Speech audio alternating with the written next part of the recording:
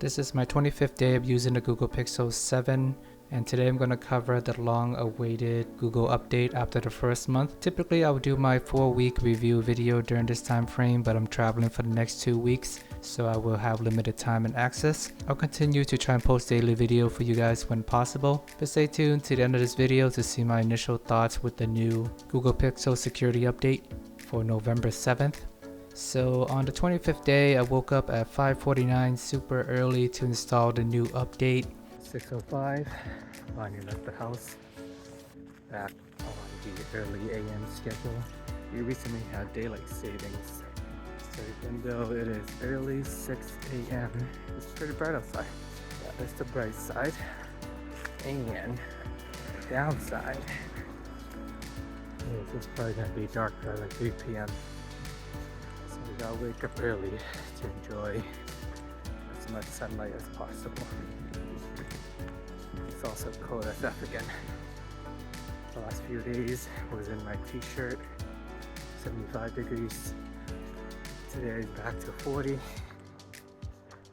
Got my gloves in my pocket. Back to using the main Google Pixel camera again. Pretty excited about the new November update. Thank you for letting me know in the comments below.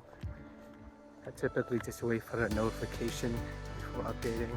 You have to go into the settings and look for it, because I didn't get a notification immediately. I think at this point you should get the notification by now, but if you didn't, just look in your settings, go to software, look for the update and find it there. I was hoping it would be done before I leave the house early in the morning while I was brushing my teeth and getting ready. It was only like a 26 megabyte file. I'm not sure why it took so long to download and optimize, but I think essentially it took like an hour or an hour and a half or something to complete everything. I went on my walk, came back, and it was still updating. With this new update, they're looking to fix power consumption in certain apps. I'm not sure which one, and it's also going to fix the display graphic green flickering issue. I think this was happening a lot in Google Pixel 6. I'm not sure if any of you guys were experiencing it on the 7, but that should be resolved as well. I do see a line here for improvement with thermal performance. Maybe that was the heating issue that people were complaining about. I personally wasn't experiencing any of that, but hopefully that should address it for you guys if you do have any concerns there. Google promised they were going to provide software updates, and they did. So it's nice to hear that they're listening and still addressing these issues that people were complaining about. Photo apps, they're fixing that as well.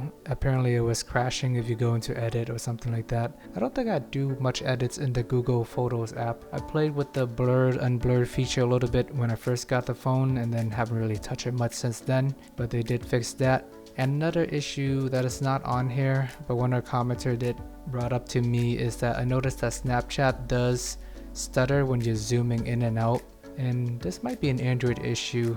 I have another S22 and it was experiencing the same issue as well. So kind of the same story as it's been in the past.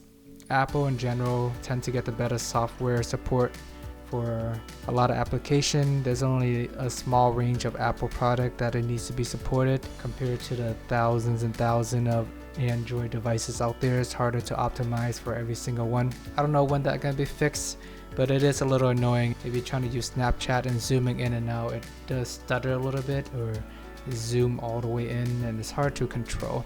On the main camera, I don't notice it as much, but just something to keep in mind. We'll see if Google will fix this in future updates, but it is something I'll continue to monitor. Phone has been updating for like an hour. Currently at 80% battery. Still updating. It's taking a while to optimize, even though it's only a 27 megabyte file. Weird. Had it plugged in for the last half hour or so, and it did not charge. Let me try to plug it in and see what happened. Does say charging rapidly now. Be done in 40 minutes. We shall see.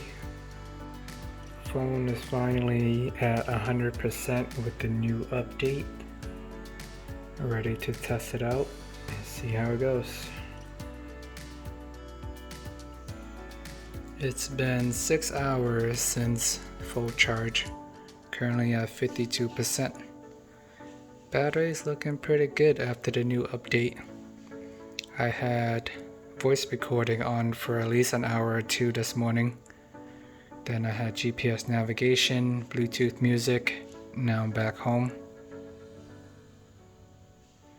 Plenty of battery to spare. Last 24 hours, screen on time is 4 hours and 40 minutes. Seems about right. We'll give it another day to see if that changes after the new update. 8:36, 1%. Let's say time of death 8:40. Almost 12 hours of battery life. So there it is after the new update. Let me just plug it in so it don't die on me. But day 25, once again out around 9 a.m. I charged it to 100% after the update was finally finished, just to give it 100% to see how it will last throughout the day with the new update. And the phone died close to 9 p.m. so roughly 12 hours or so. I'm not sure if it needs more time to optimize, but this has been a pretty similar experience for me in the past on light usage days. So I'll continue to track this, but at least on the first day with the new update, it wasn't too much of a difference for me. I'm working most of the time since it was charged, so relatively light usage. Check out day 24 if you haven't already. That is more of an active day for me before the new update. Please like and subscribe, guys, and see you in the next video.